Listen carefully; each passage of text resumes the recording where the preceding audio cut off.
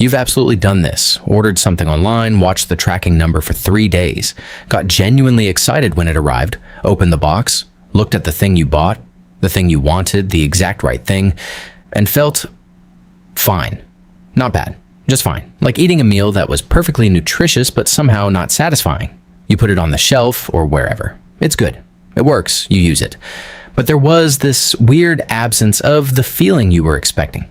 Like your brain got the information that you now own the thing, filed it away, and moved on. Now think about the last time you bought something in an actual store.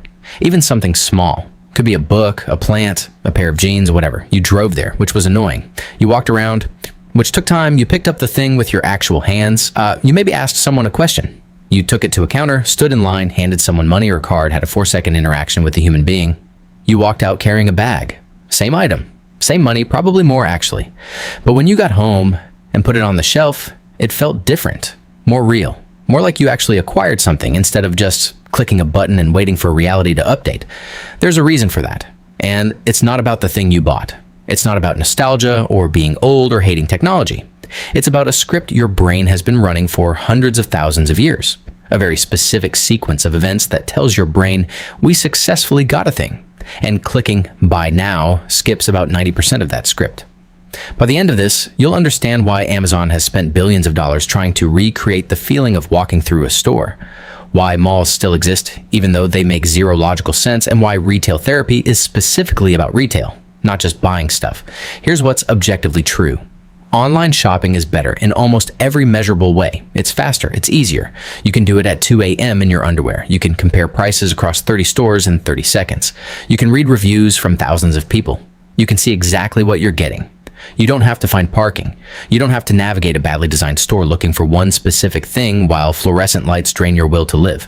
You don't have to talk to anyone. You don't have to carry anything. The thing just shows up at your door like magic. And yet, walk through a mall on a Saturday and you'll see thousands of people voluntarily doing the objectively worse version of this. They're paying more money. They're spending hours of time. They're dealing with crowds and carrying bags and getting tired. They're navigating the weird psychological warfare of store layouts designed to make you walk past as much stuff as possible. And if you ask them why they're doing this instead of ordering from their couch, a lot of them will say something like, "I just like shopping," or "I need to see it in person," or "I wanted to get out of the house." But here's the weird part. People who grew up shopping online, Gen Z kids who've never known a world without Amazon, they report the same thing. Buying stuff in person feels more satisfying. The actual experience of going to a store and purchasing something creates a different emotional response than adding to cart and clicking confirm. This isn't nostalgia. It's not habit. It's not technophobia. It's your brain running a very old program and getting confused when half the expected inputs are missing. See, for your brain, acquiring something doesn't just mean now I own the thing. It means you completed a specific sequence of actions. You traveled, you searched, you evaluated, you negotiated, even if that negotiation is just internal decision-making. You physically took possession. You brought it home. That entire sequence is one unified reward event, and evolution spent a very long time calibrating exactly how good that sequence should feel and when the dopamine should hit. The thing is, that calibration happened in a world where buying stuff wasn't really a thing yet, where acquisition meant something completely different. Go back about 100,000 years. Early Homo sapiens, somewhere in East Africa, probably near the coast. Our guy, let's call him the hunter because that's what he's been trying to do all day, is heading back to camp empty-handed. He's hungry, his family's hungry. He spent maybe 8 hours tracking a small antelope, got close, lost it. This isn't unusual. Persistence hunting success rates are something like 20 to 30% on a good day. Failure is just the normal state of things. But here's the thing, he's not going home with nothing. Because somewhere around this time period, and we know this from archaeology, not speculation, humans started doing something new. Trading. Not just sharing food with your immediate family. That's older. Basically, every social primate does that. Not just reciprocal altruism with your tight-knit group. I'll help you today because you helped me yesterday. That's older too. Actual trade with strangers across long distances. We know this happened because we find marine shells 200 miles from the nearest coast. Obsidian. Volcanic glass, really good for tools, hundreds of miles from the volcanic source. Specific types of ochre pigment in places where that mineral doesn't occur naturally. Somebody carried that stuff, and they didn't carry it for fun. They traded it. So the hunter gets back to camp, and his neighbor, Different family group. Guy he's not closely related to, maybe even speaks a slightly different dialect. That guy had a good day. Killed a young kudu. Way more meat than his family can eat before it spoils in the heat, and there are no refrigerators. Now here's what happens next, and this is the important part. They don't just hand stuff to each other. There's a process. They sit down. Face to face, there's talking. Not like modern haggling exactly, more like social calibration, feeling each other out. The hunter has something the other guy wants. Maybe it's a really well-made hand axe. Maybe it's access to a water source the hunter's family controls. Maybe it's just social credit because the hunter helped him out last month. The terms aren't explicit, but both parties understand there's an exchange happening. There's back and forth. There's eye contact. The hunter picks up the meat, feels the weight of it, assesses it. The other guy examines the axe, tests the edge. They're not just evaluating the objects, they're evaluating each other, running social calculations about fairness and future reciprocity. Then the exchange happens, hand to hand. The hunter physically receives the meat. He carries it back to his family. He didn't hunt this particular animal, but every single part of his brain that evolved to feel good about successful acquisition is absolutely firing right now. He got something, he left camp with a need and a plan, went through a process, and came back with a resource he didn't have before. And here's the key thing. The thing that's going to matter 100,000 years later when you're annoyed that Amazon doesn't feel satisfying. That process, the journey, the social interaction, the negotiation, the physical examination, the hand-to-hand exchange, the carrying it back, that's not separate from the reward. That is the reward circuit. Your brain's dopamine system doesn't just fire when you get the thing. It fires in anticipation. It fires while you're searching. It fires during the social interaction because social interaction is its own reward for a hypersocial species. It fires when you physically touch the object because physical handling gives you information. It fires when you carry it away because that's confirmation of possession. The whole sequence is one long cascading reward event. Every step triggers a little release, and evolution spent hundreds of thousands of years, maybe millions, this goes back before modern humans, calibrating that exact sequence. Because the thing is, evolution doesn't reward you for outcomes. It rewards you for processes that lead to outcomes. And the process of acquisition, when it involves effort, social navigation, and physical interaction, that's valuable information worth rewarding. Okay, you might be thinking, sure, but that's just about getting resources. Food, tools, whatever. The thing that actually matters is the meat. The process is just a means to an end. Why would evolution waste dopamine on the process itself? Except evolution is weirdly inefficient about this stuff in a way that's actually very efficient. Think about eating. When you eat something, your body doesn't wait until nutrients hit your bloodstream to tell you, good job, you're being fed. That would be like 45 minutes later. By then, you might have forgotten what you ate. You'd have no way to connect the action with the reward. Instead, the reward starts immediately. The second food touches your tongue, you get taste and smell and texture, and all of that triggers satisfaction responses that have nothing to do with actual nutrition. That's why you can feel completely full from a satisfying meal, even though the actual caloric energy hasn't been absorbed yet. That's why diet soda works. Your brain tastes sweet and goes, okay, sugar, good, even though there's zero sugar. Evolution front-loads the reward because the process itself is valuable information. If the process feels good, you'll repeat the behaviors that lead to that process. If you only got rewarded for outcomes, you might not bother with all the steps, or you might not learn which steps work best. Same exact thing happens with acquisition and exchange. By about 30,000 to 40,000 years ago, humans had turned trade into a full-blown cultural institution. We have archaeological evidence of elaborate gift-giving ceremonies, complex social rituals around exchange. Later, much later, but still before written history, now you get things like potlatch cultures in the Pacific Northwest, where the entire point was the ceremony of giving. Or the Kula Ring in Melanesia, this massive inter-island trading network where people would travel hundreds of miles by canoe to trade specific ceremonial shell necklaces and armbands that had zero practical value. The objects themselves were basically worthless, but the process of exchange created social bonds, status, alliances. The ritual mattered more than the thing. But here's where it gets more complicated. And this is the part that directly explains why clicking buy now feels like eating cardboard. There's a neurological phenomenon called the endowment effect. It's been tested in hundreds of studies, and it shows up so consistently. It's basically settled science at this point. The second you physically possess something, like actually hold it in your hand, your brain assigns it more value than an identical object you don't possess. Classic experiment, done a million different ways. Give someone a coffee mug. Let them hold it for 30 seconds. Then ask them how much money they'd need to sell it back to you. In another room, ask someone who doesn't have a mug how much they'd pay to buy an identical one. The person holding the mug will ask for about twice as much as the person without the mug is willing to pay. They've owned it for 30 seconds. It's a generic mug. But physical possession does something to the brain's valuation system. From an evolutionary perspective, this makes perfect sense. For 99% of human history, if you physically possess something, you'd almost certainly invested effort to get it.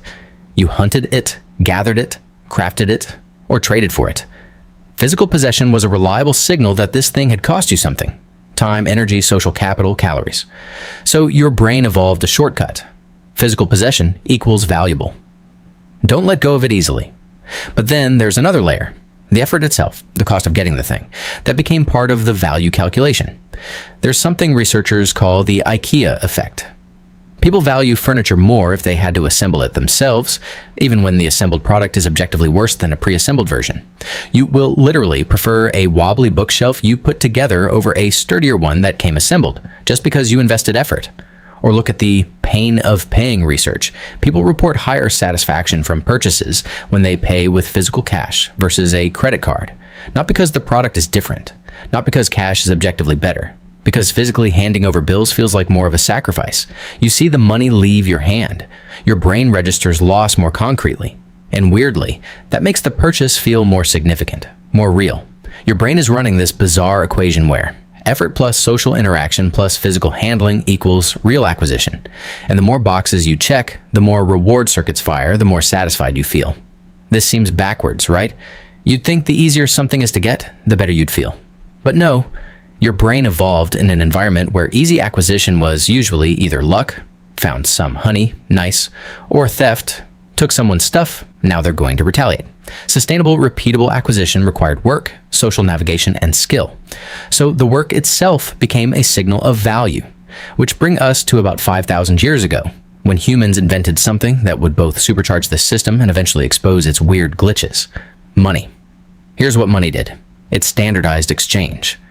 Instead of every trade being this complex social negotiation where you're calculating relative values and relationship dynamics, you could just assign a price. Way more efficient. Suddenly you could trade with total strangers without spending 20 minutes establishing trust. But, and this is key, the process was still physical. You went to a market. You walked through stalls, past vendors calling out prices. You picked things up with your hands, examined them, felt the weight, checked for quality. You talked to a merchant, even if the conversation was just how much and a number. You haggled, maybe, or at least made a decision in the moment. You handed over coins, physical objects with weight and texture. You received the item, you carried it home. The script stayed basically the same as it had been for 100,000 years, just faster. Even when we invented mail order catalogs in the late 1800s, which were basically the Amazon of their day, people in rural areas could suddenly buy anything. The process still had most of the crucial steps. You flipped through a physical catalog, which took time and effort. You evaluated options. You filled out a physical order form with a pen. You walked to a post office and handed the form to a person, a real human being. You paid money to that person. Then you waited. Weeks sometimes. That waiting is its own form of effort, and it amps up anticipation, which primes your reward circuits. Then finally, a package arrived. Physical. You opened it with your hands. The item was yours. The process was slower than walking to a store, but it hit enough of the same beats that your brain's acquisition script ran more or less correctly. But then we get to now. You're on your couch, you've been scrolling Instagram or TikTok, not even shopping, just existing online. You see an ad for a thing, doesn't matter what. A skincare product, a book, a gadget, whatever. You click it, barely thinking. You're on a website. There are pictures of the thing, maybe a video. Looks good, you can't touch it, can't smell it, can't really evaluate it except through a screen. There might be reviews, which help, but there's no person to ask questions. No merchant to look you in the eye and tell you it's good. You click Add to Cart. You might browse a little more, you might add other stuff. You go to checkout. You enter information you've entered 100 times, name, address, credit card number. Your browser probably autofills half of it. You're not even thinking. You click Confirm Purchase. A screen says Order Placed. Maybe there's a little animation. Then, nothing. No physical exchange, no moment where you take possession, no walking out of a store with a bag in your hand, that little hit of I have acquired something. Just a confirmation email in your inbox that you'll probably archive without reading. The thing shows up 2 days later. Or same day if you paid extra. You open a cardboard box, there's the thing wrapped in plastic or bubble wrap. You take it out. It's exactly what you ordered. It's fine. It works. But your brain is running through a checklist and half the boxes are just empty. Journey to acquire? No, you were on the couch. Physical search/exploration? No, you scrolled for 30 seconds. Social interaction? Zero. You didn't speak to a single human. Negotiation or meaningful decision making? Not really. You clicked a button. Effort or sacrifice? Minimal. You typed some stuff you've typed before. Physical exchange? Hand to hand? No. Immediate possession after decision? No, there was a gap. By the time it arrived, you're not even in the same mental state as when you ordered it. You might have forgotten you ordered it. Your reward circuits are firing, but they're misfiring. Like trying to run a program written for one operating system on completely different hardware. It technically works, but it's glitchy and unsatisfying. And this isn't theoretical. Studies have tracked this. People consistently report lower satisfaction with online purchases even when the product is identical to what they would have bought in a store. The unboxing moment, which retailers have tried really hard to optimize, doesn't create the same dopamine spike as walking out of a store with a bag. Return rates are significantly higher for online purchases, partly because without the endowment effect kicking in immediately through physical handling, the item doesn't feel as valuable. Here's what really makes this clear. Retail therapy. Retail therapy is specifically about going to stores. It's not about buying things. It's about the act of going to physical stores and buying things. Nobody says, I need some Amazon therapy. Nobody talks about the emotional satisfaction of filling a digital cart at 11 p.m. Because the therapy isn't the acquisition. The therapy is the process of acquisition. You get in your car, you drive somewhere, which gets you out of your own head. You walk into a store, which is a change of environment and sensory input. You move your body through physical space, browsing, looking at things. You touch stuff. You pick things up, put them down. Maybe you try something on, you evaluate. You make small decisions. You take something to a register. You have a brief interaction with a cashier. How are you today? Good. You? Good. Did you find everything okay? Yeah, thanks. 4 seconds of human contact that your deeply social primate brain registers as connection. You hand over payment. You receive a bag with weight and texture. You carry it to your car, you drive home, you just ran your brain's 100,000-year-old acquisition script start to finish. Every step hit the way it's supposed to. And yeah, you spent more money and more time than you needed to, but your dopamine system is satisfied in a way that clicking buy now will never ever achieve. Meanwhile, Amazon and every other online retailer has spent billions of dollars trying to hack this problem. They know something is missing. Same-day delivery, 1-hour delivery, trying to close the gap between decision and possession. Optimized unboxing experiences. Specific packaging designed to make opening the box feel like an event. Try before you buy programs where they send you 5 items and you only pay for what you keep, trying to recreate the in-store try-on experience.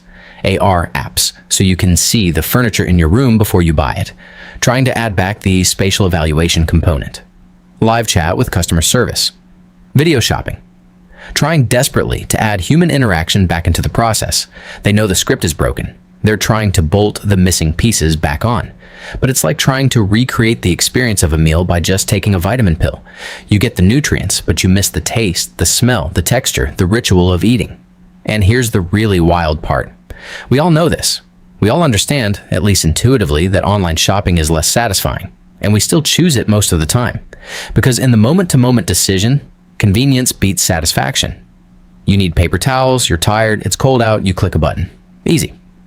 But then every few weeks, or days, depending on the person, you get this itch, this vague feeling that you need to go buy something, not order something. Buy it in person, even if it makes no logical sense. So you go to a bookstore even though you have a Kindle. You go to Target for one thing you could have had delivered tomorrow.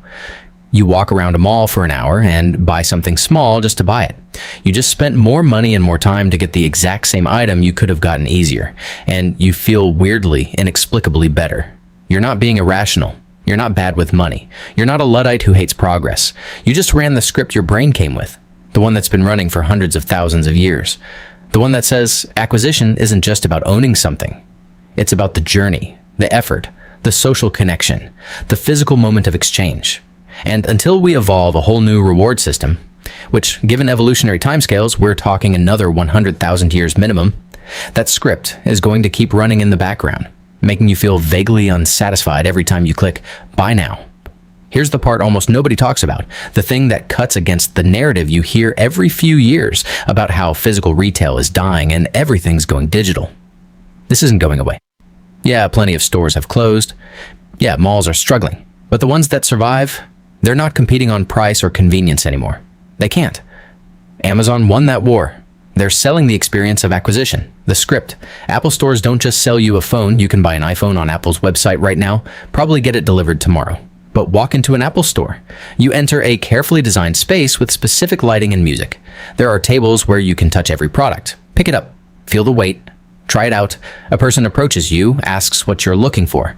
You have a conversation. They walk you through options. You make a decision, they hand you a bag.